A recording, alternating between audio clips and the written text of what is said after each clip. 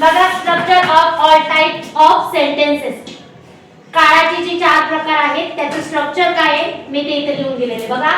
Simple tense म्हणजे तीनही जे काळ आहे साधा वर्तमान काळ, साधा भूतकाळ आणि साधा भविष्य काळ याचं स्ट्रक्चर कसं असतं बघा.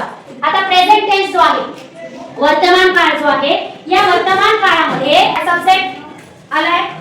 वर्तमान काळात काय येतं क्रियापदाचं पहिलं रूप म्हणजे मूळ रूप येतं. काय येतं मूळ रूप म्हणजे उदाहरण म्हणजे काय आय प्ले.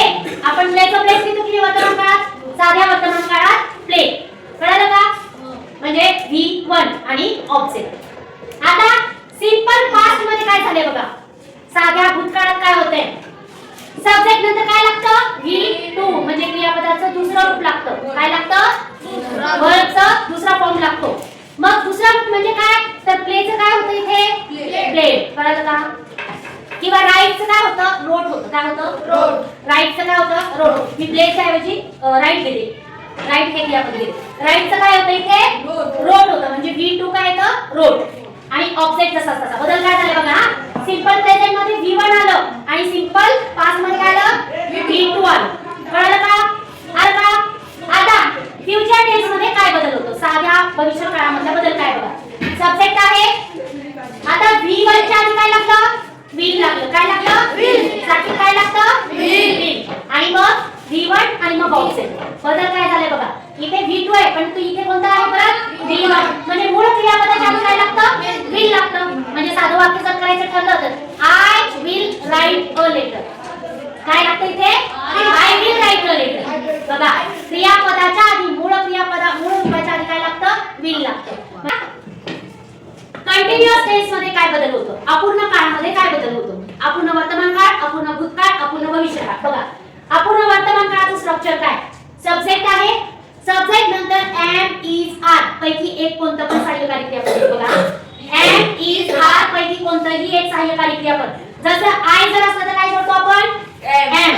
आणि ही शी इट असेल तर इज. आणि वी दे यू असलं तर आर. कळलं का वी यू आणि दे असलं तर आर वापरतो. म्हणजे we are they are you are. किंवा ही जर असेल तर he is she is it is.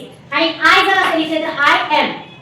मग सब्जेक्ट नंतर काय लागतं एम इज आर पैकी एक हेल्पिंग वर्ब. एक कोणतं पण आपला कर्ता कोणता आहे सब्जेक्ट कोणता आहे त्याच्यावर डिपेंड असतं. एम इज आर लागतं नंतर क्रियापदाला काय लागतं आयएनजी आणि नंतर ऑब्जेक्ट. पास्ट टेन्स मध्ये काय झाले फक्त एक बदल झाला. या एम इज आर च्या ऐवजी काय आलं म्हणजे क्रियापदाच्या आधी काय लागतं वॉज. आता वॉज कुठे लागतं तर आय ही शी इट पुढे काय लागतं वॉज लागतं. आणि वी यू दे नंतर काय लागतं देअर. कळलं का म्हणजे बदल कुठे झाला फक्त हेल्पिंग वर्ब मध्ये बदल होतो. जे हेल्पिंग वर्ब आपण इथे आम्ही इथे हेल्पिंग वर्ब मध्ये आय एम जर वापरलं की नाही भूतकाळात काय वापरावं लागतं वॉज किंवा देअर या दोन्ही पैकी एक. इथे जर आय आलं सब्जेक्ट जर आय आलं तर आपण इथे वॉज लिहिणार. इथे सब्जेक्ट ही किंवा शी किंवा इट आलं तरी वॉज लिहिणार. पण इथे सब्जेक्ट जर यू आला वी आला किंवा दे आलं तर काय वापरायचं देअर. समजलं का. आणि मग क्रियापदाला आयएनजी आणि ऑब्जेक्ट. बदल झाला का आयएनजी मध्ये क्रियापदाचं वर्ब मध्ये आयएनजी घ्यायचं.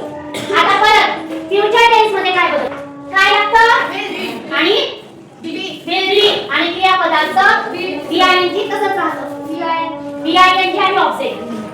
बघा I will be writing a letter कसं वाक्य तयार होतं I will be writing a letter. समजलं. राईटला काय लागलं आयएनजी लागलं रायटिंग झालं आणि विल बी लागलं. काय बदल झाला इथं काय झालं भविष्य काळामध्ये काय आलं विल बी आलं. काय आलं विल बी. फरक लक्षात घ्या किती सोपा फरक आहे. वर्तमान काळात एम इज आर भूतकाळात वॉज एम आणि भविष्य काळात विल बी. समजलं. आता perfect present perfect past perfect आणि फ्युचर परफेक्ट काय बदल होतोय बघा. प्रेझेंट परफेक्टचं सब्जेक्ट काय तर सब्जेक्ट नंतर काय लागतं हॅव किंवा हॅज. ही शी इट असेल तर हॅज लागणार आणि आय वी यू दे असेल तर काय लागेल हॅव. समजलं का. मग हा करता जर इथे आय असेल तर काय लागतं हॅव लागतं. यू असेल तरी हॅव लागतं आणि ही शी इट पैकी एक असेल तर काय लागणार हॅज. समजलं का. मग हॅव हॅज नंतर काय लागतंय विल बी लागतंय. काय लागतंय विल बी म्हणजे क्रियापदाचं तिसरं रूप लागतंय. तिसरं रूप काय सांगितलं मी आता पहिला आहे राईट दुसरा आहे रोड आणि तिसरा आहे रिटर्न. काय लागतं return.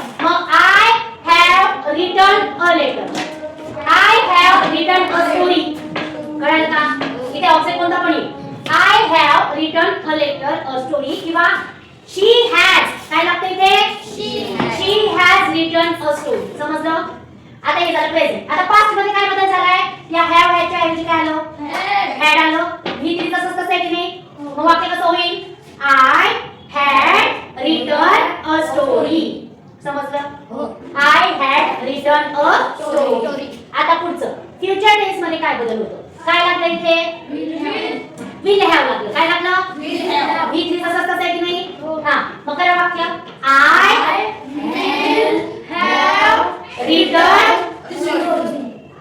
I will have written a story. लक्षात आला बदल? कोणत्या काळात? परफेक्ट. पूर्ण काळामध्ये. पूर्ण वर्तमान काळ, पूर्ण भूतकाळ, पूर्ण भविष्य काळातला बदल. have had आणि हे will have. समजलं? आता पुढे आपल्याला present perfect continuous, past perfect continuous आणि फ्युचर परफेक्ट कंटिन्युअस मध्ये काय बदल झाले बघा. चालू पूर्ण वर्तमान काळात काय आहे? चालू पूर्ण वर्तमान काळात सब्जेक्ट नंतर काय लागले? have had been आणि क्रियापदाला ing. कळलं? I have been writing a story. वर्तमान काळ, चालू पूर्ण वर्तमान काळ, सब्जेक्ट नंतर have किंवा has been क्रियापदाला ing. समजलं? मग आता चालू पूर्ण भूतकाळामध्ये काय झाले बरोबर?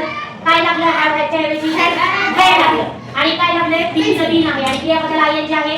वाक्य तयार करा. I had been writing a story. Very good. I had been writing a story. फरक कळाला? चालू पूर्ण भूतकाळामध्ये काय आलं? I had been writing a story. Had been. आता पुढे चालू पूर्ण भविष्यकाळ. चालू पूर्ण भविष्यकाळामध्ये काय बदल झाले आता? काय लागले ते? will have been. इथे had च्या ऐवजी काय आलं? will have. will have been आणि मग क्रियापदाचं ing. वाक्य तयार करा. I will have been writing a story. झाले की नाही वाक्य? किती सोपं आहे. हे स्ट्रक्चर जर तुम्ही पाठ केलं तर अतिशय सोप्या पद्धतीने तुम्ही कुठलीही वाक्य बनवू शकता. कळलं का?